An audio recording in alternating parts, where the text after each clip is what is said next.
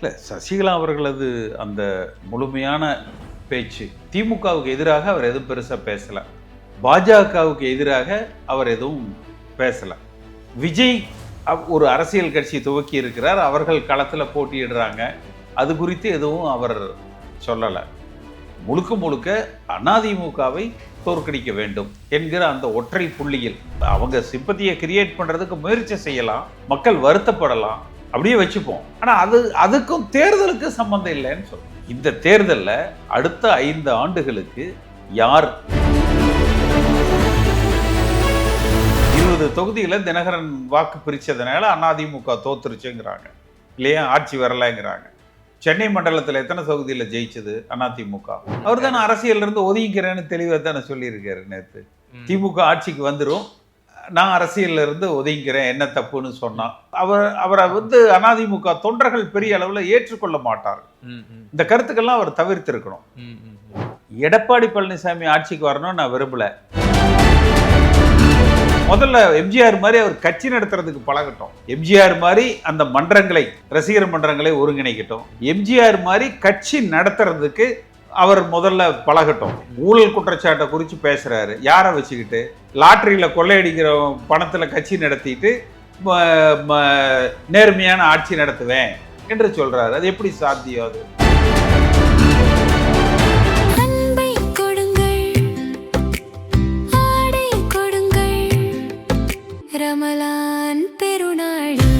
Super Saravana stores.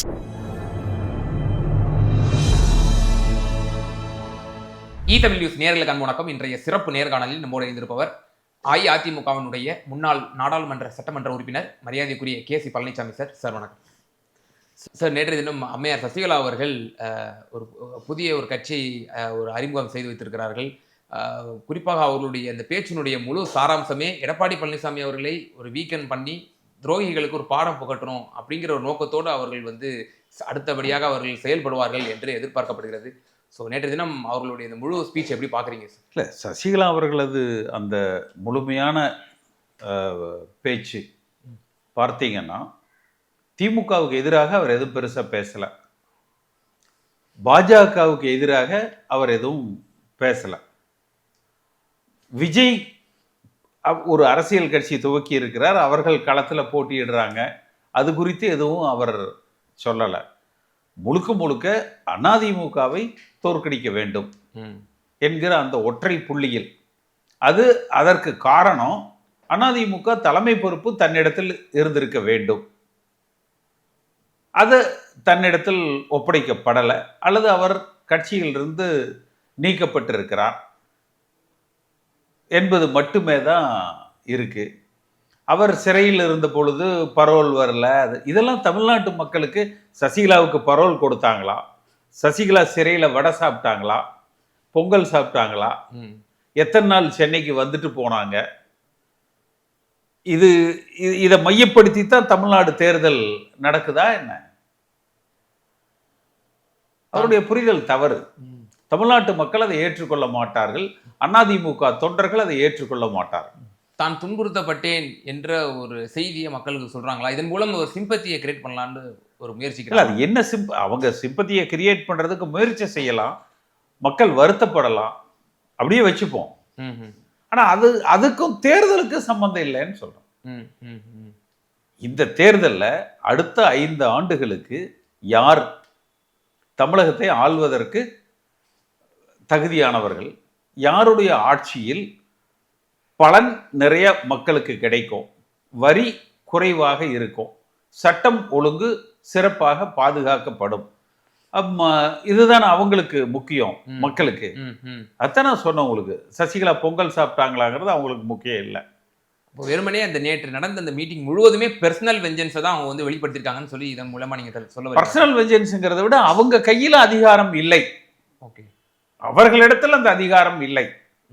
அந்த ஆதங்கம் மட்டும்தான் முழுமையாக வெளிப்படுத்தப்பட்டிருக்கு. ஓகே, இப்போ இந்த அரசியலை முன்னெடுக்கிறாங்களா சார்? இப்போ அவங்களும் கிட்டத்தட்ட 9 ஆண்டு காலம் 4 ஆண்டு காலம் சிறையில் கழிச்சாங்க. அதன் பிறகு பொது தேர்தல்களில் எந்த ஒரு ஸ்டாண்டுமே எடுக்காம அமைதி காத்திருந்தாங்க. இப்போ நீங்களும் கிட்டத்தட்ட 9 ஆண்டு காலம் அஇஅதிமுக ஒன்றுபடணும், மீண்டும் நம்மளுடைய இயக்கம் வந்து வலுப்பெறணும் அப்படின்ற ஒரு நோக்கத்தோட இன்ன வரைக்கும் காத்துட்டு இருக்கீங்க. நீங்க என்னையும் சசிகலாவையும் ஒப்பிடாது. சசிகலாவோட ஒப்பிடல. இல்ல, சசிகலா அவர்கள் சொல்றது வந்து அவர்கள் தலைமையில் ஒன்றிணைய வேண்டும் சொல்றாங்க. அவர்கள் தலைமையை ஏற்றுக்கொள்ள வேண்டும் சொல்றாங்க. எனக்கு என்னுடைய நோக்கம் யார் வேணாலும் தலைமையா இருந்துட்டு போங்க, எம்ஜிஆருடைய ஆட்சி, எம்ஜிஆருடைய கட்சி தமிழகத்தை ஆள வேண்டும். ஓகே. அதற்கு கட்சி இன்றைக்கு ஒரு வலிமையோடு தேர்தல் களத்தை சந்திப்பதற்கு எல்லோரும் இணைந்து செயல்பட வேண்டும். அதை நான் இன்னைக்கு சொல்லல. 2024 நாடாளுமன்ற தேர்தல் முடிந்தவுடன் அன்றிலிருந்து அந்த கருத்தை வலியுறுத்திட்டு இருக்கேன். ஓகே. ஆனா சார், இப்போ கடந்த 2021 சட்டமன்ற தேர்தலில் டிடிவி தினகரன் அவர்களால் ஒரு மிகப்பெரிய ஒரு பின்னடைவு அதிமுகவுக்கு ஏற்பட்டது. அந்த கருத்தே தவறானது. 20 தொகுதியில தினகரன் வாக்கு பிரிச்சதுனால அதிமுக தோத்துருச்சுங்கிறாங்க இல்லையா, ஆட்சி வரலைங்கிறாங்க. சென்னை மண்டலத்தில் எத்தனை தொகுதியில் ஜெயிச்சது அதிமுக? ஜெயிக்கல, எதுலையுமே ஜெயிக்கல. எது ஜெயிக்கல? சென்னை, செங்கல்பட்டு, காஞ்சிபுரம், திருவள்ளூர் இந்த மண்டலங்கள் எல்லாம் எடுத்தீங்கன்னா 37 தொகுதியில ஒரு தொகுதியில தான் ஜெயிச்சது. அதே போல டெல்டா. அப்ப இந்த வட மாவட்டங்கள் அந்த 10.5% கவுண்டர் எஃபெக்ட். ஓகே. அது பெரிய அளவுல வந்து பாதிச்சது. அது வந்து அஇஅதிமுகவுடைய தன்மையே மாற்றி விட்டதுன்னு சொல்லி நீங்க நினைக்கிறீங்க? இல்ல, அது வந்து ஒரு சாதிய தாக்கம் தேர்தல் நேரத்துல ஏற்படுத்தி விட்டது. இப்போ டிடிவி தினகரன் அவர்களே என்டிஏவுக்குள் அவ்வளவு வலுக்கட்டாயமா அழைச்சிட்டு வந்தாங்க. எவ்வளவு நேற்று வரை அவர் ரொம்ப கடினமான ஒரு விமர்சனத்தை வந்து இபிஎஸ் அவர்கள் மீதும் அஇஅதிமுக மீதும் கடுமையாக வச்சிருந்தாரு. பிறகு அவர் என்டிஏல வந்து இணைஞ்சிருக்காரு அப்படின்னா அவர் இந்த சமூகத்தினுடைய வாக்குகள் இவர் ஸ்பாயிலரா இருப்பாரு, அதனால இவரை வந்து நம்ம இவருடன் கூடிய ஒரு கூட்டணி அமைச்சாதான். இப்ப வரலையே, போன நாடாளுமன்ற தேர்தலையே அவங்க என்டிஏல இருந்தாரு. அஇஅதிமுக என்டிஏ கூட்டணி சேர்ந்ததுக்கு பிறகு அவர் வந்து வெளியேறினார் அல்லவா டிடிவி தினகரன் அவர்கள். மீண்டும் அவரை வந்து பாஜக முதல்ல பயணித்தார், திரும்ப அவர் பாஜக வெளியேறினார். எடப்பாடி பழனிசாமியுடைய தலைமையை நான் ஏற்க மாட்டேன்னு வெளியேறினார், திரும்ப ஏற்றுக்கொள்கிறேன்னு என்டிஏலேயே இணைந்திருக்கிறார். இப்போ கடந்த சட்டமன்ற தேர்தலில் நீங்கள் குறிப்பிட்டது போல 20 சட்டமன்ற தொகுதிகளில் ஒரு கணிசமான அஇஅதிமுக வாக்கு வங்கியை அவர் பறித்து சென்றார். அந்த வேலையை 26 சட்டமன்ற தேர்தலில் அம்மையார் சசிகலா அவர்கள் செய்வார் என்று எதிர்பார்க்கப்படுகிறது. உங்களுடைய கருத்து என்ன? இல்ல, அவர்கள் அதற்கு முயற்சி செய்வாங்க. அதற்கு அவர்கள் முயற்சி செய்யலாம். அந்த அளவுக்கு பெரிய அளவுல அவர்களுக்கு பலன் கொடுக்காது. எதை வச்சு சொல்றீங்க சார்? அவங்க ஒரு சிம்பத்தியை ஒரு கிரியேட் பண்ண பாக்குறாங்க. சிம்பத்தியே இருக்காதுன்னு சொல்ல வர்றாங்க சார். தமிழ்நாட்டுல நீங்க இங்கிருந்து திரும்பி போனீங்கன்னா டிராபிக் இல்லாம இருக்கணும், போலீஸ்காரன் நிறுத்தி உங்ககிட்ட லஞ்சம் வாங்காம இருக்கணும். உங்களுக்கு அதை பார்ப்பீங்களா? சசிகலா பெங்களூர்ல காஃபி சாப்பிட்டாங்களா, இட்லி சாப்பிட்டாங்களா, அவங்களுக்கு வரும்போது கார்ல கொடி கட்டி இருந்தாங்களா, அவங்க சௌரியமா வந்து போனாங்களா? அதை பத்தி உங்களுக்கு என்ன? சாமானியனுக்கு அது ரீச் ஆகாது. சாமானியனுக்கு ஒரு கட்சிக்காரனுக்கே ஒண்ணும் இல்லை, அது பெரும் தாக்கத்தை ஏற்படுத்தாதுன்னு சொல்ல வரீங்க. இப்போ சார் அதே போல பன்னீர்செல்வம் அவர்கள் அவருமே ஒரு தெள்ள தெளிவான ஒரு முடிவை அறிவிக்காமல் சஸ்பென்ஸ்லயே வச்சுக்கிட்டு அவர் தானே அரசியல் இருந்து ஒதுங்கிக்கிறேன்னு தெளிவாக தானே சொல்லியிருக்காரு நேற்று. திமுக ஆட்சிக்கு வந்துடும், நான் அரசியல்ல இருந்து ஒதுங்கிக்கிறேன், என்ன தப்புன்னு சொன்னான்.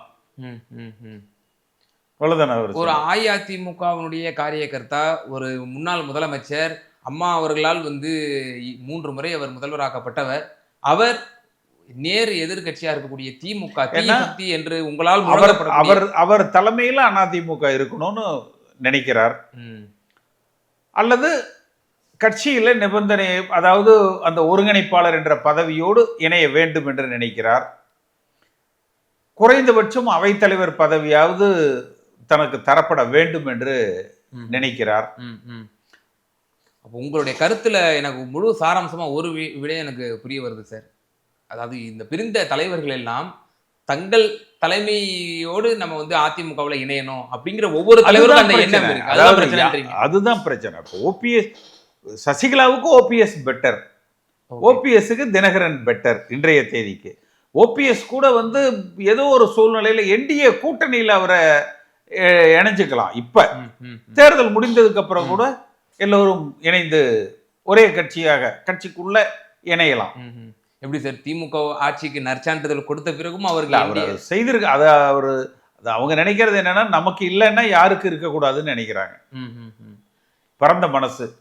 இப்ப முதல்வரையும் சந்திச்சிருக்காரு, கடைசி சட்டசபை அதனால கூட்டத்தொடர்லயும் திருப்பி அவரை அதிமுக தொண்டர்கள் பெரிய அளவுல ஏற்றுக்கொள்ள மாட்டார்கள். இந்த கருத்துக்கள்லாம் அவர் தவிர்த்திருக்கணும். ஆனா திமுக அவருக்கு நல்ல ஒரு ஆஃபர் கொடுத்திருக்காங்க, அவர் டிஎம்கேக்கு நிச்சயம் நீங்க பாத்தீங்களா அப்படின்ற ஒரு கருத்து உலாவுகிறது அல்லவா? இதெல்லாம் வாட்ஸ்அப்ல வர்ற தகவல்களுக்கு நம்ம பதில் சொல்ல முடியாது. அதிகாரப்பூர்வமா ஓபிஎஸ் என்ன சொல்லியிருக்காருன்னு கேளுங்க, நான் அதுக்கு பதில் சொல்றேன். அதிகாரப்பூர்வமா தான் நான் சொன்னதெல்லாம் சொல்லியிருக்கிறாரு, நற்சான்றிதழ் கொடுத்திருக்காரு இந்த ஆட்சிக்கு. நேற்றைய தினம் நீங்க சொன்னது போல நேற்றைய தினமும் நற்சான்றிதழ் கொடுத்திருக்காரு இந்த ஆட்சி. அது அவருக்கு இல்லைங்கிற அந்த ஆதங்கம் தான், அவருக்கு இல்லை என்கிற அந்த ஆதங்கம். திரு கே.சி. பழனிசாமி அவர்களுடைய ஸ்டாண்ட் என்னவாக இருக்கும்? பிரிந்தவர்கள் இப்போ அதிமுக ஆட்சிக்கு வரணும், அது யார் தலைமையில வந்தாலும் சரி, எல்லாரும் ஒன்னா சேர்ந்து பயணிக்கணும், இவ்வளவுதானே. அதிமுக ஆட்சிக்கு வரணும்ன்ற ஒரு உயர்ந்த எண்ணம் திரு கே.சி. பழனிசாமி அவர்களுக்கு இருக்கிறது. ஆனால் அதை அந்த கட்சியை இப்போது அபிஷியலாக வைத்துக் கொண்டிருக்கக்கூடிய எடப்பாடி பழனிசாமி அவர்களுக்கு அந்த எண்ணம் இருக்கிறதா? அந்த எடப்பாடி பழனிசாமி அரவணைக்கக்கூடிய தன்மை இருக்கிறதா?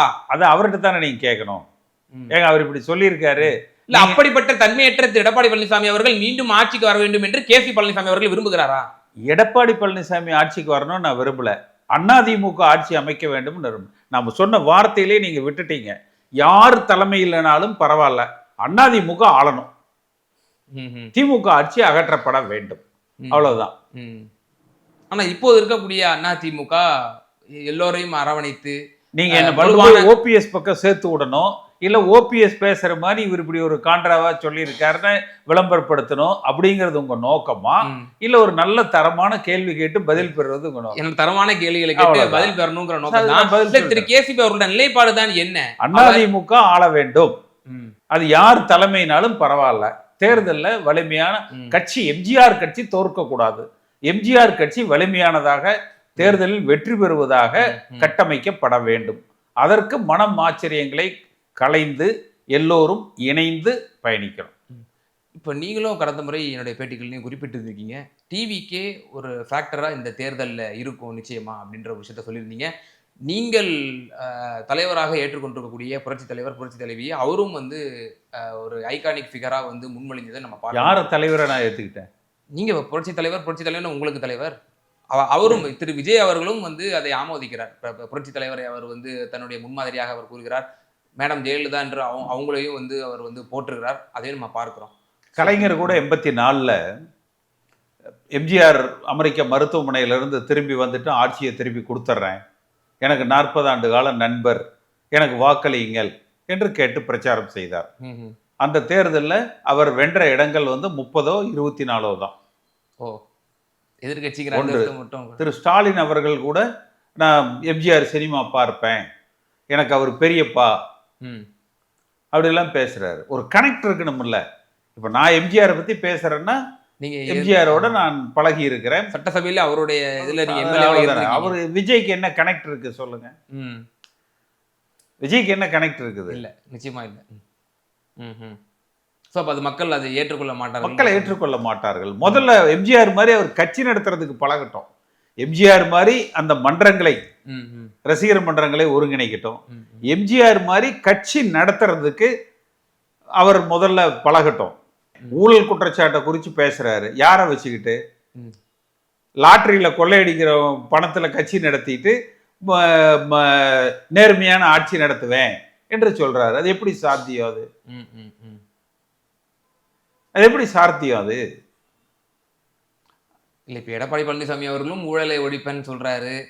ஆனா இப்போ நேற்றைய தினம் கூட அவங்க அப்ப நத்திங் ஸ்பெஷல் வித் அவங்களுடைய மாமியார் லீமா ரோஸ் போய் இணையலையா? இல்ல, அப்ப நத்திங் ஸ்பெஷல் வித் விஜய்னு சொல்றேன். அது மாற்றத்துக்கான அரசியல் அல்லன்னு சொல்றேன். ஓகே, ஒரு மாற்றத்துக்கான அரசியல் அல்ல. இப்போ சார், இப்போ டிவிக்கே ஒரு கணிசமான ஒரு ஓட்டு எடுக்கும். ஏன்னா அவரு ஒரு பாப்புலர் ஒரு நடிகராக இருந்திருக்கிறாரு. நிச்சயமா அவருக்கு ஒரு களத்துல ஒரு இது இருக்கும், இம்பாக்ட் இருக்கும்னு நீங்க கடந்த கமலஹாசன் பாப்புலர் நடிகர் இல்லையா? அவர் 4% வாங்கினார் இல்லையா, வாக்கு சதவீதம். அந்த சதவீதம் இவர் வாங்குவாருங்கிறீங்க. இந்த பக்கம் அன்டெஸ்டட் நாட் ப்ரூவன் ஸ்டில். அப்புறம் அதை நீங்களே பதில் சொல்லிட்டீங்கல்ல, அன்டெஸ்டட். அது let him prove his ability. அவரும் கட்சியே ஒழுங்கா நடத்த தெரியல. கமலஹாசனுக்கு இதுதான் பிரச்சனை. முதல்ல கட்சியை நமக்கு சீமான் எடுத்தீங்கன்னா அந்த கட்சியை கட்டமைப்போட நடத்துறாரு. அந்த கட்டமைப்பு கமலஹாசன் செய்யல. அதனாலதான் சீமான் நிக்கிறாரு, கமலஹாசன் நிக்க முடியல. கமலஹாசனை விட மிக மோசமா கட்சியை விஜய் கையாள்கிறார். ஓஹோ. ஆனால் அந்த விஜய் தலைமையில் ஒரு கூட்டணி ஃபார்ம் ஆகலாம், பிரிந்தவர்கள் அங்கு சேருவதற்கான வாய்ப்புகளும் இருக்கின்றன. செங்கோட்டையன் அவர்கள் பாருங்க, நீங்க நினைக்கிறதை ஏன்ட்ட புட்டப் பண்ணாதீங்க. யார் சொன்னா அப்படி? நான் சொன்னா அப்படின்னு இல்ல, வரக்கூடிய செய்திகள் நான் உங்கள்கிட்ட கேள்வியா கேட்கறேன். அதெல்லாம் சும்மா இந்த வாட்ஸ்அப்ல வர்றதுக்கெல்லாம் நம்ம என்ன பதில் சொல்ல முடியும்? இல்ல, திரு செங்கோட்டையன் அவர்களே பிரஸ் மீட்ல ஓப்பனா சொல்லியிருக்காரு. டிடி தினகரன் அவர்கள் எங்க கிட்ட பேசிட்டு இருந்தாரு, திடீர்னு டெல்லிக்காரங்க பேசி அவரை அழைச்சிட்டு போயிட்டாங்க அப்படின்னு சொன்னாரா இல்லையா? செங்கோட்டையன் உள்ள கதறிக்கிட்டு இருக்கிறாரு. ஒரு ஆதவ அர்ஜுனாவுக்கு கீழே செங்கோட்டையன் இன்றைக்கு பயணிக்கிற நிலை, ஒரு புஷி ஆனந்துக்கு கீழே இன்றைக்கு செங்கோட்டையன் பயணிக்கிற நிலை. செங்கோட்டையன் மனசாட்சிக்கு தெரியும். ஓகே சார், இப்ப பிரிந்தவர்கள் டிடி தினகரன் தவிர்த்து இருக்கக்கூடிய எல்லாரும் இபிஎஸ்ஐ தோற்கடிக்க வேண்டும் என்ற ஒரு மும்மரத்தோட இந்த தேர்தலில் அவங்க களமிறங்க போறாங்க அப்படின்றது. அப்படியெல்லாம் இல்லை, ஏதோ தேர்தலுக்குள்ள எல்லாரும் ஏதோ ஒரு குறைஞ்சபட்சம் அந்த என்டிஏலையாவது இணைந்து, சில பேர் கட்சியில் இணைந்து பயணிக்கலாம், சில பேர் என்டிஏல இணைந்து பயணிக்கலாம். அவங்க ஆதங்கத்தை சொல்லியிருக்காங்க. நிச்சயமா எல்லோரும் ஒருங்கிணைந்து பயணித்தால் ஆளுகிற வாய்ப்பை அதிமுக பெறும். அந்த ஒன்றியம் கடைசியில என்டிஏவிலையாவது இணைவாங்க அப்படின்ற ஒரு விஷயம் சொன்னீங்க. அதுல ஓபிஎஸ் சசிகலா அவர்கள் உள்ளடங்குவார்களா அப்படிங்கிற ஒரு கேள்வி இருக்கு. அது பொறுத்து பார்ப்போம், அதுக்கு வாய்ப்பு இருக்குன்னு சார். நம்ம என்னுடைய எதிர்பார்ப்பு என்னங்கிறதான நான் சொல்றேன். நான் என்ன எதிர்பார்க்கிறேன், ஏதோ ஒண்ணு இருக்கிற பிரச்சனையெல்லாம் விட்டுட்டு எல்லாம் ஏதோ ஒரு ஃபார்மெட்ல ஒன்னா சேர்ந்து எலெக்ஷன்ல ஜெயிக்க பாருங்க, அதுக்கு முயற்சிப்போம், அவ்வளவுதானே. நிச்சயமா சார். திருமதி சசிகலா அவர்கள் புதிய கட்சி துவங்க போறேன் அப்படின்ற ஒரு விஷயம் அறிவித்ததாக இருக்கட்டும், அதே போல அஇஅதிமுகவிலிருந்து பிரிந்தவர்கள் சம்பந்தமாக சமகால அரசியல் சூழ்நிலை குறித்து ரொம்ப தெளிவாக எங்கள் நேர்களுக்கு உங்கள் கருத்துக்களை பகிர்ந்தீங்க. ரொம்ப நன்றி.